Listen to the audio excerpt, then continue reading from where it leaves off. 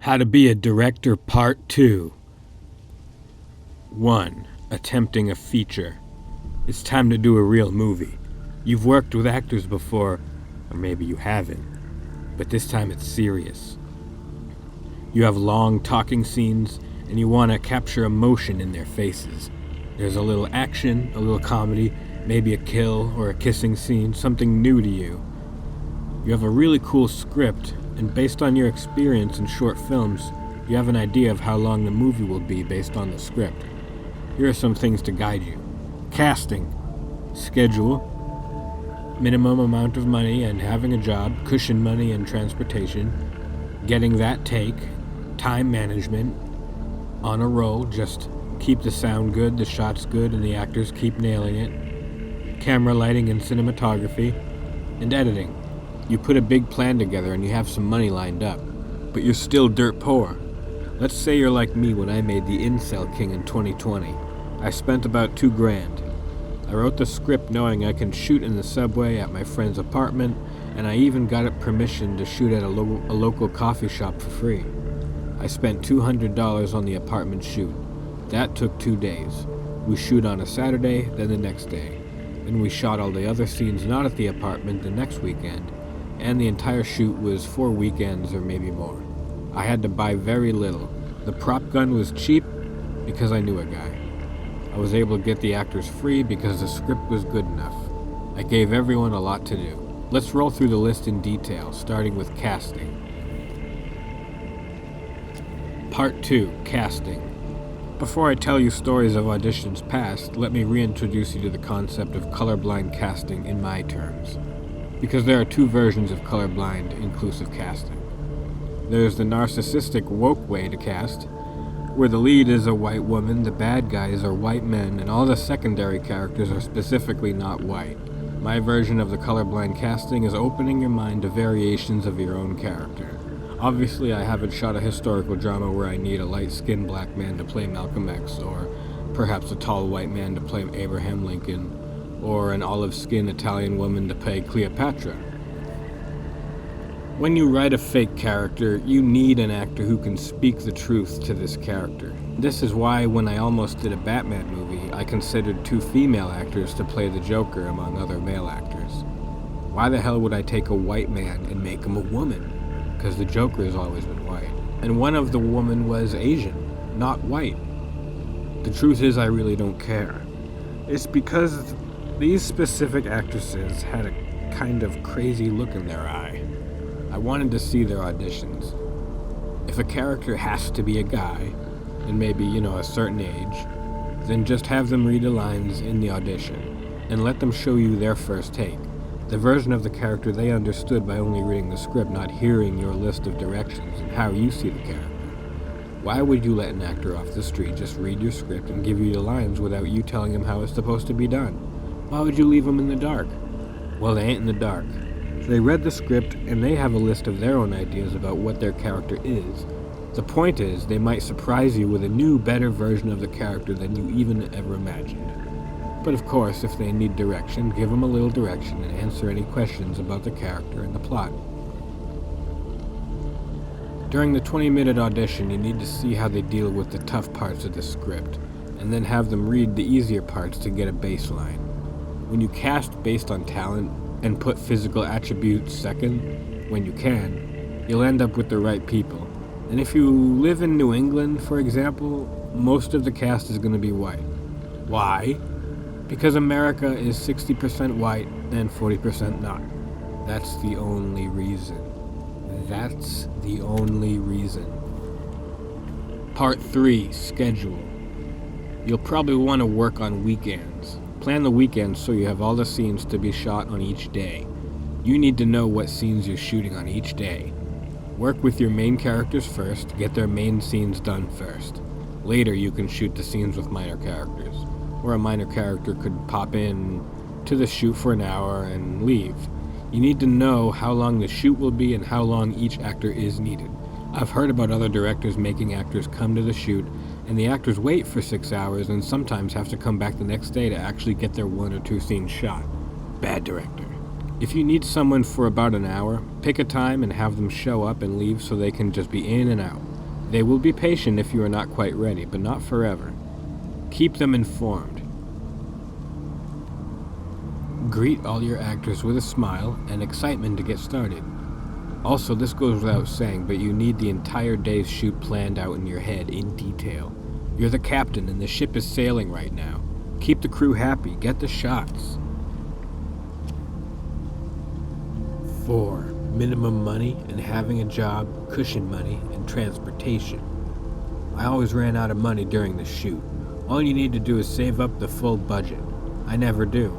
If you want to avoid problems, have the full amount ready.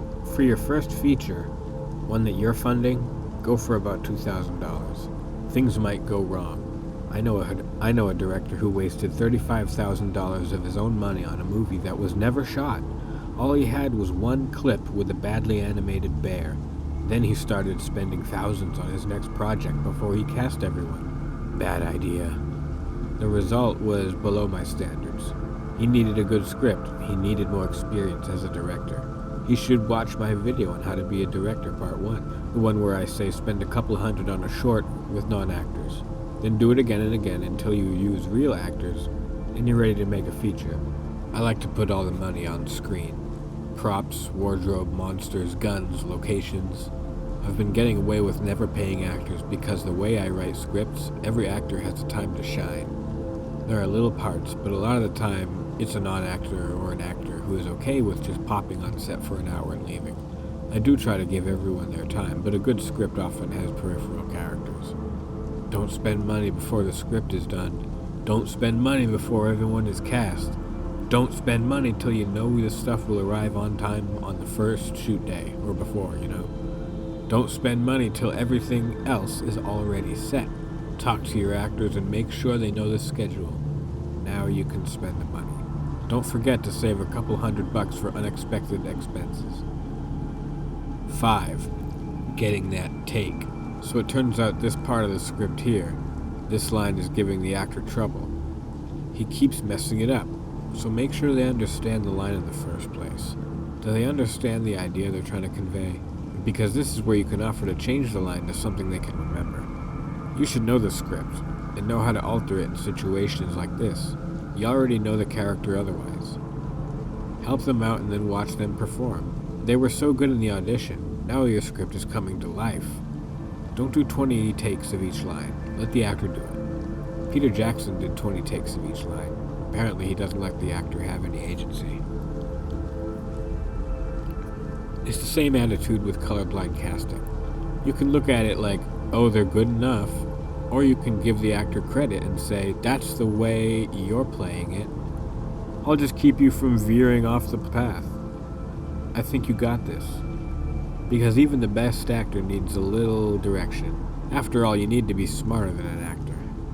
They're thinking about their character and hopefully see their part as part of a whole, made up of many parts like a Lego or a painting.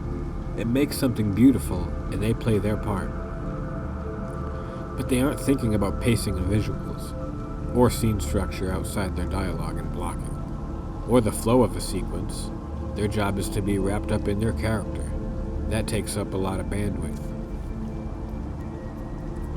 Hopefully you have a lot of bandwidth. You can balance many big things in your head, as opposed to stepping into a character's shoes.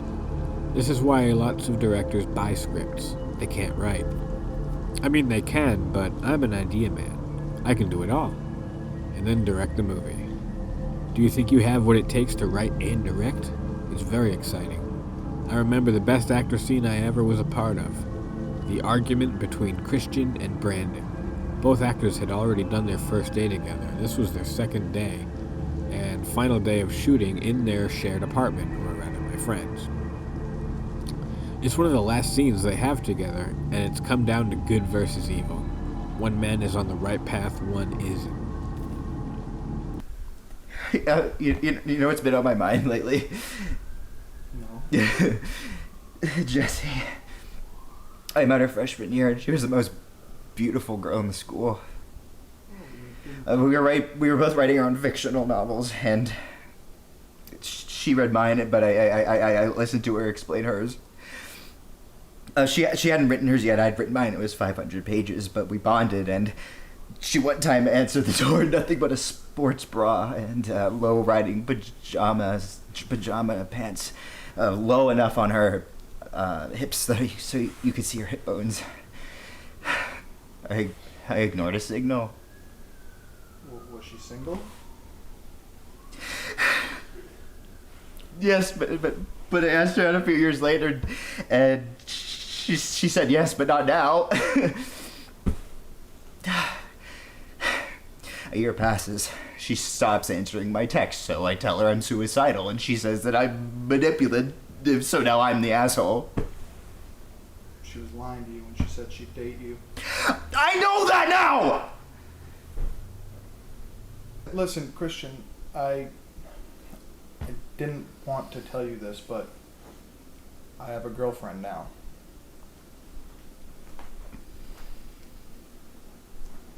I knew you did. Figures.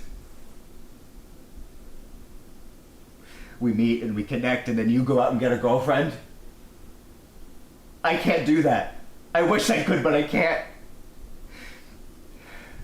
And I want to kill myself. Hey, there's no need for that.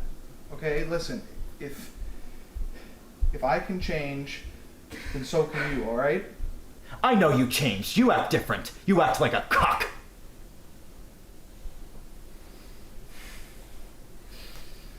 You are choosing to be miserable. There is no pleasure in a relationship. Yeah, you'll have sex, but then she'll deny it until you leave and then you find yourself alone all over again. You'll have to cater to another woman until you're let in. It's a rat race. You're a fool to think otherwise. Now you have the skills.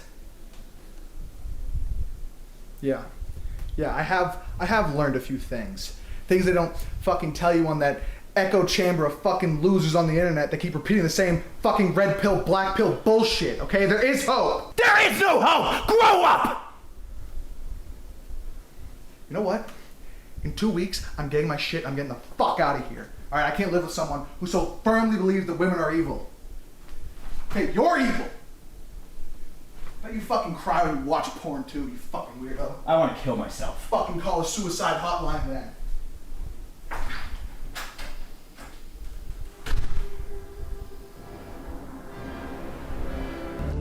After shooting this scene, both actors were full of energy and saying things like, "Ooh, I felt it," and "That's a real acting moment," because they knew they did a great job. And the way I wrote the scene, it was an explosion of rage and hate, and then a healthy, realistic, satisfying rejection of hate. Actors love an excuse to yell passionately. So all I did was keep things moving. I had one headphone ear on and one off so I could hear the audio and their real voices. I moved quickly because I sensed the momentum. We all sensed the momentum of the scene. These are basically the best actors I've worked with. Top 3, easily. So how did I get this drama in the scene? The actor playing the evil guy really understood the assignment. I never had to change his direction except once over the course of the movie. Minor detail. The actor playing the good guy also did just one take, or 2 for safety in most cases. I wrote a good argument scene. This is one of the hardest things to write. The viewer needs to know both points of view. The character needs to make their points to each other and clash. And that's when tensions rise higher and higher. They start yelling. These are very restrained, repressed characters who have a lot of emotion bottled up inside. 6. Time management. This topic has to do with the previous topic and the next topic. Things in that dramatic scene were going very well on my end, and on the actor's end. I really do just shoot with one camera, little sound recorder strapped to it, and a tripod. This saves a lot of time with the camera technical bullcrap. The scene was shot indoors, so the lighting was natural, so to speak. Just make sure the camera is good and the audio is good, and the actor should be ready to go, so the only thing that should take a long time is if the actor takes a long time. Meaning you, the director, you don't want to be the slow one.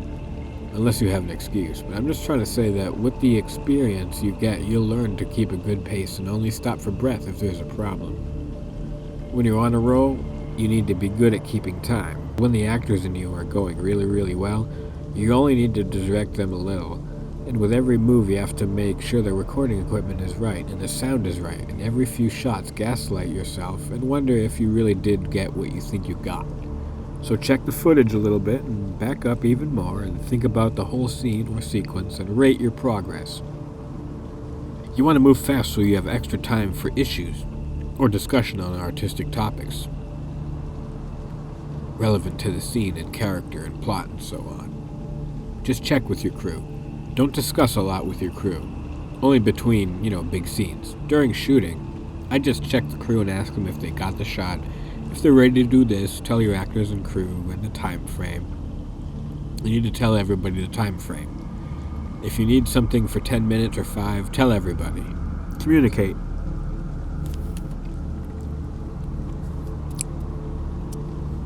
Seven, on a roll. Just keep the sound good, the shots good, and the actors keep nailing it. So when I'm on a roll and my actors are doing great, I value the momentum and only stop to tweak the white balance or exposure or one of the other knobs or buttons on the audio. I just keep my headphones on one ear so I can hear the bad noises during the scene if something happens. If something bad happens, adjust and compromise. Me and my actors got kicked off museum property, so we just continued the scene at the waterfall 100 feet away. Don't get mad, don't be embarrassed, act like nothing bothers you. That's how to be cool. When the actor gets upset because we got kicked out of the museum, just tell him to chill because you want to shoot at the waterfall now. If you're not bothered, he'll relax because the plan is still going to plan. You just adjust it, no big deal. As long as everyone gets to act out the scene, and they nailed it. I'm on a roll often with movies because I don't stop for trivial nonsense. You can't be a perfectionist when you're in a group of people who are only there to act and go home, not just hang out with you. And they're not paid. Keep it moving, idiot. If you find yourself failing a lot, just do your best and keep people as happy as you can and try to get what you can. If you followed my instructions, your failure will only cost a maximum of what you spent, which should be about $2,000. Because it's your first feature. If you have more money to blow, good, but just know that you could be wasting it if you're overconfident. If you have good actors and know you can set up a shot quickly, and you know your plan, and even though there's stuff that can go wrong, you know how to fix it, if you have all those things, you're ready to rock and roll. You can breeze through your scenes. And when it's time to slow down, you're still on a roll because everything is going to plan, because you're so good at planning this stuff. When you feel the momentum, chase it passively. As you accomplish shots, gaslight yourself a bit, move along, and your actors are so good you barely have to direct them at all. In fact, you just captured the perfect take. She remembered the whole monologue, and her tone was perfect and she wasn't flat. She played off the other actors in a way that made it real. Your script has such good dialogue that the actors can easily remember it and therefore deliver it with the right tone and dramatic speed and respond to the other actors like it's happening for real. I'm going to emphasize dialogue for a minute.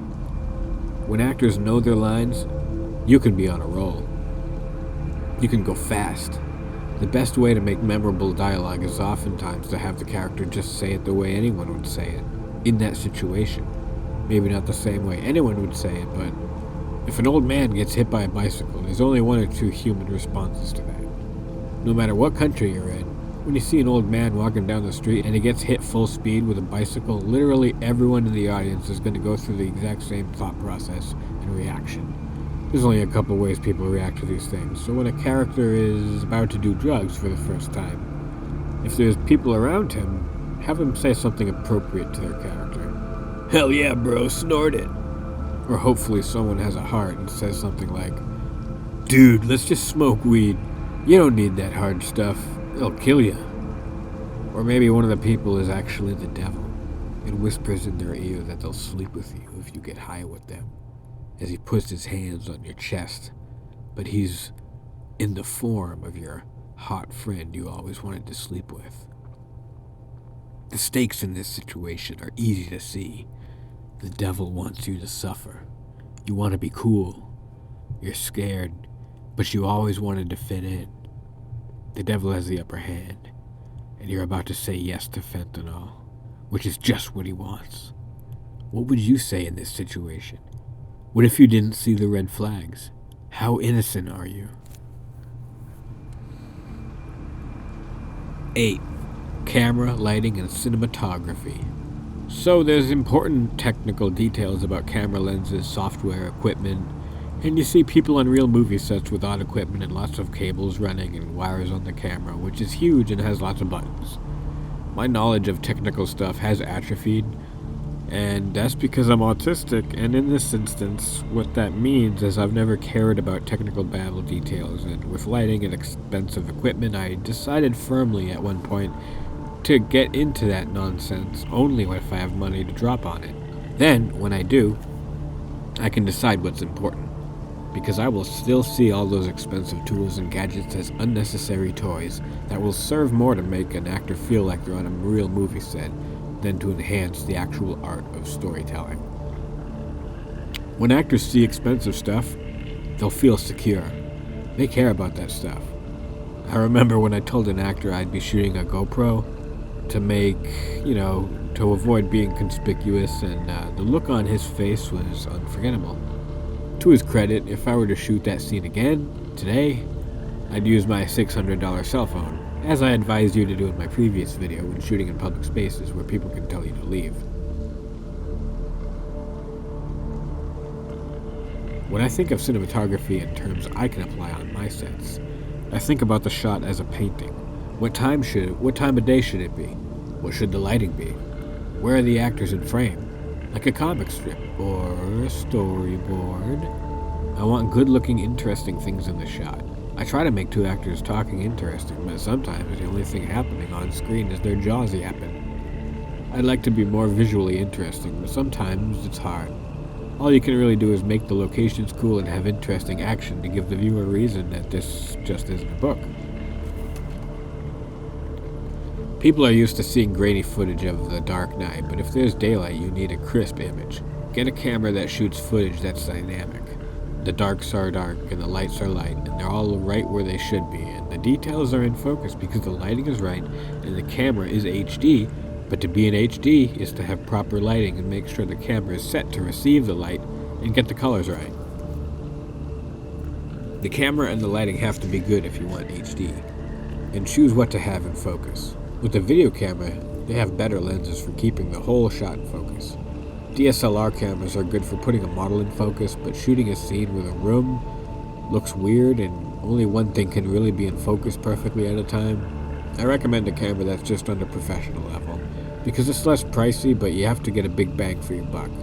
With the glass, the sensor, the capabilities, and you get a sweet zoom. But you can just look for cameras with a better zoom.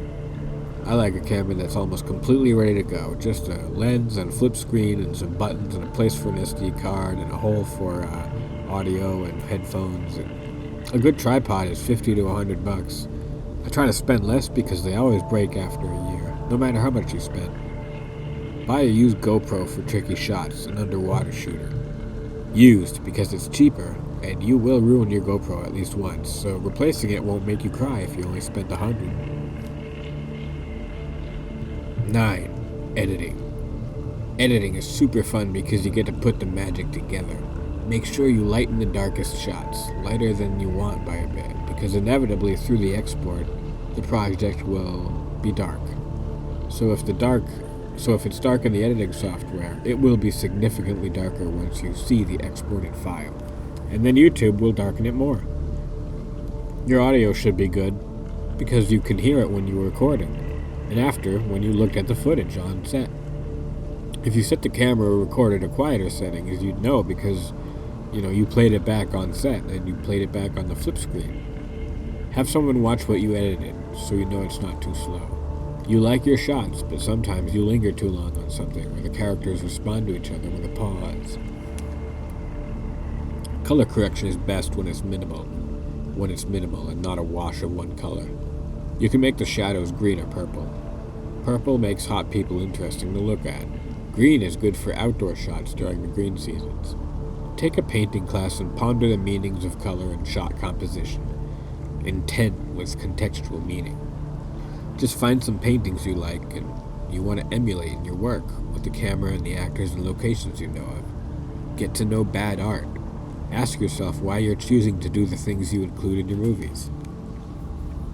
Whenever someone asks you about an artistic choice, you need an answer. Why was the bride wearing the same outfit the whole time, Maggie Gyllenhaal? I think it's because her dress is the color of fire and her blonde hair looks like a flame, and symbolically she is the loudmouth patriarchy burning symbol of feminism. Unstoppable like fire, loud and proud like a raging fire, out to burn the system down. Why does she have black stuff on her mouth? Because it looks cool? Bad artist. I forgive you because I agree it looks cool. But think of a better way to implement it. That's all the praise I'd like to garner that movie, thank you very much. You have a reason to be heard. Maggie Gyllenhaal, not really. You can make a movie better than her for $2,000 while she made The Bride for $90 million. And I'm being serious. You really can.